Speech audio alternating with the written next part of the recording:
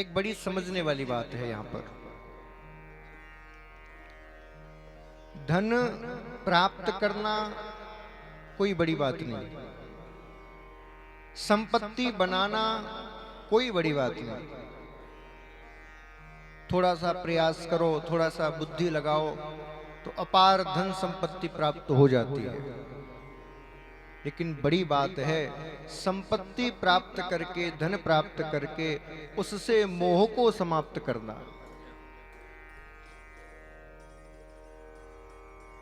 क्योंकि हम संपत्ति के मोह से दूर नहीं हो पाते।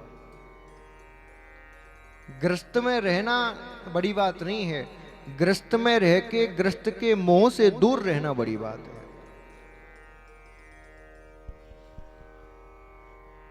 विवाह करना बड़ी बात नहीं है, विवाह करने के बाद विवाह के धर्म को निभाना बड़ी बात है। उसी प्रकार कथा सुनना बड़ी बात नहीं है, कथा सुन के उसको अपने जीवन में अपनाना बड़ी बात है। बंधुओं, सबसे बड़ा प्रश्न खड़ा होता है, बोले कहने वाले तो कह देते हैं कि मोह को छोड़ो, घर को छोड़ो, लेकिन छोड़े कैसे ये कोई नहीं बताता। अच्छा, जो कह रहे हैं उनसे पूछो क्या तुमने छोड़ दिया? ये भी तो प्रश्न बनता है ना।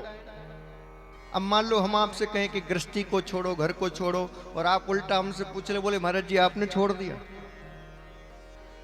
अब जो जिसने छोड़ा नहीं होगा उसको विधि भी नहीं पता होगी। तो बंधुओं, मैं किसी कथा में नहीं कहता कि गृहस्थी को छोड़ो, मैं किसी कथा में नहीं कहता घर को छोड़ो, क्योंकि छोड़ने से कुछ होगा भी नहीं। तो क्या करें? बोले छोड़ना नहीं है, बोले तो एक को पकड़ना है।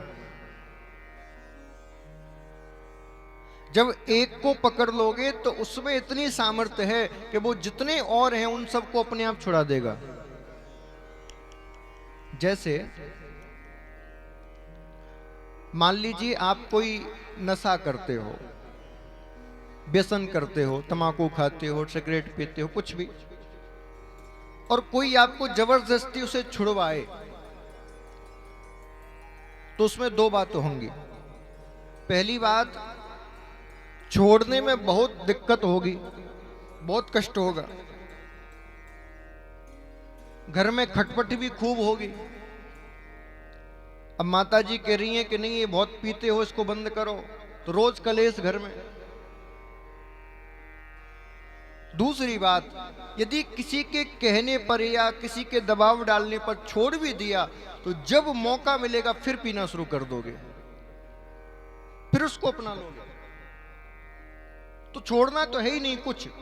संसार में जो आपको मिला है सबको पकड़े रहो, किसी को मत छोड़ो, क्योंकि छोड़ने के बाद मन में एक जरूर कहीं ना कहीं रहती है कि नहीं यार, मिल जाती तो अच्छा था।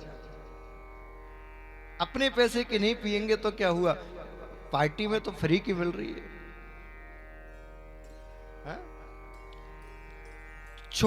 यदि आप छोड़ोगे तो फिर द्वारा उस व्यसन में लगने का खतरा रहेगा। लेकिन यदि अपने आप छूट जाएगी तो कोई आपका मुंह पकड़ के जबरदस्ती भी पिलाएगा तो आप पियोगे नहीं, क्योंकि आपकी अंतर आत्मा, आपका मन उसको त्याग चुका है। इसलिए छोड़ो मत, ऐसा प्रयत्न करो कि हमारे अंदर से आवाज आए कि बस अब बहुत हो गया, अब नहीं करना। और एक बात और बताऊं आपको, इस संसार सागर से मुक्ति दो ही प्राणी पा सकते हैं। पहला, जिसने संसार को देखा ही ना हो, माया को देखा ही ना हो, सुखदेव जी जैसा। और दूसरा, जो संपूर्ण संसार को देखकर, सारे पदार्थों को भोगकर तृप्त हो चुका हो, जिसके मन में अब किसी पदार्थ को भोगने की कामना ना बची हो, वो मुक्ति पा सकता है। भैया हम जैसे आप जैसे तो बस लटकते रहते हैं ऊपर नीचे, क्योंकि संसार को तो भोग ही रहे हैं और कामनाओं की पूर्ति हो नहीं पा रही, इसीलिए मरने के बाद भी कामनाएं सताती हैं। ये मिल जाता तो और अच्छा होता। इसीलिए मैं आपसे निवेदन कर रहा हूं, यदि आप संसार में आए हो तो समस्त कामनाओं को इसी जन्म में पूरा कर लो। आपके मन में कोई भी ऐसी कामना ना बचे जिसके लिए आपको पुनः जन्म लेके आना पड़े। कोई कामना ना बचे। आपको जितना सुंदर भोजन करना है कर लो, एक बार में बैठ के कर लो। जितने आभूषण पहनने खरीद के लाओ, पहन लो, मैं मना नहीं करता, लेकिन इस उद्देश्य के साथ पहनो कि इन आभूषणों से मुझे क्या सुख मिल रहा है, इन अन्य भोजनों से हमें क्या सुख मिल रहा है, और फिर उसका निचोड़ निकालो कि असल में क्या इसमें सुख है या नहीं। इस उद्देश्य के साथ यदि भोगों को भोगोगे तो फिर कोई दिक्कत नहीं, और केवल इसलिए भोगोगे कि नहीं मुझे प्रिय लग रहे हैं, तो फिर कभी छूट नहीं पाओगे। इसीलिए किसी भी भोग को भोगते समय आपके अंदर ये संकल्प होना चाहिए कि इस भोग में कितना सुख है, कितना दुख है, कितना आनंद है, ये आपको पता होना चाहिए।